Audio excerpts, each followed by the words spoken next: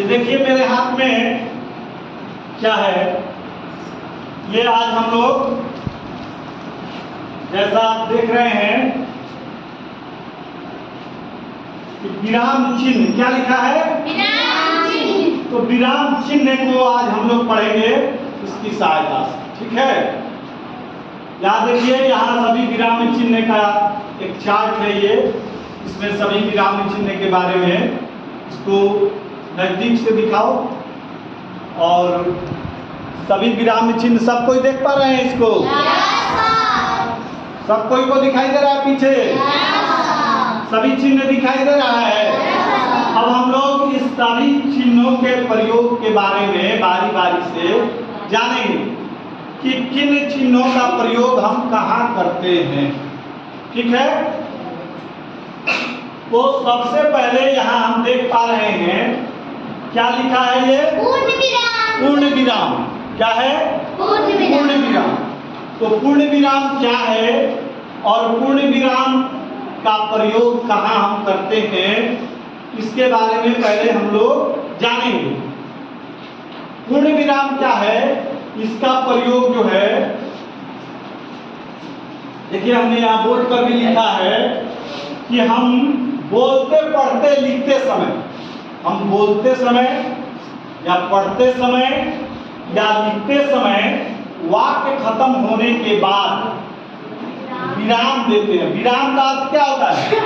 विराम मतलब आराम।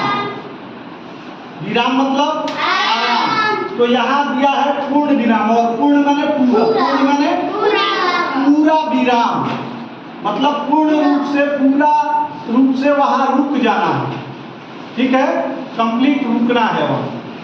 तो क्या हम करते हैं पूर्ण विराम का प्रयोग कहाँ करते हैं? प्रायः पूर्ण विराम का प्रयोग हम प्रायः वाक्य के अंत में करते हैं। कब कब करते हैं? जब वाक्य समाप्त होता है तो वहां आराम देने के लिए, वहां रुकने के लिए हम पूर्ण विराम का प्रयोग करते हैं। वाक्य के समाप्ति पर हम विराम देने के लिए, रुकने के लिए पूर्ण विराम का प्रयोग करते हैं। समझ में आया? जैसे राम एक अच्छा लड़का है। अब हम यहाँ पूर्ण विराम का ऐसा चिन्ह देते हैं, ठीक है। और वहां जब भी पढ़ते हैं तो वहां पूरी रूप से वहां थोड़ी, मतलब वहां रुकते हैं। राम एक अच्छा लड़का है। अब इसके बाद वाला बात, इसके बाद के वाक्य को यहाँ रुकने के बाद पढ़ते हैं। समझ में आया? तो पूर्ण विराम क्या है? उसके बाद हम लोग यहाँ देखेंगे, पूर्ण विराम के बाद देखिए अर्ध विराम क्या है? अर्ध विराम। अर्ध माने आधा, अर्ध माने आधा। वहां पूर्ण माने पूरा था, वहां पूरी रूप से रुकना था, यहाँ आधा रुकना है। अर्ध विराम है, पूरा नहीं रुकना है, आधा रुकना है। तो अर्ध विराम का प्रयोग कहाँ करते हैं हम? जहां पूर्ण विराम के अपेक्षा कम देर, पूर्ण विराम के अपेक्षा कम देर और अल्प विराम के अपेक्षा अधिक देर, अर्ध विराम के, अल्प विराम के अपेक्षा अधिक देर तक रुकना हो, वहां क्या करते हैं? वहां हम अर्ध विराम का प्रयोग करते हैं। फिर से एक बार सुनिए, जहां पूर्ण विराम से के अपेक्षा कम देर, पूर्ण विराम के अपेक्षा कम देर और अल्प विराम के अपेक्षा अधिक देर रुकना हो, वहां हम अर्ध विराम का प्रयोग करते हैं। और अर्ध विराम का चिन्ह क्या होता है?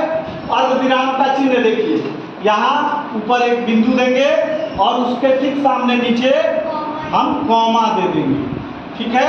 दोनों जब एक साथ मिलेगा तो ये अर्ध विराम का चिन्ह होता है, ठीक है।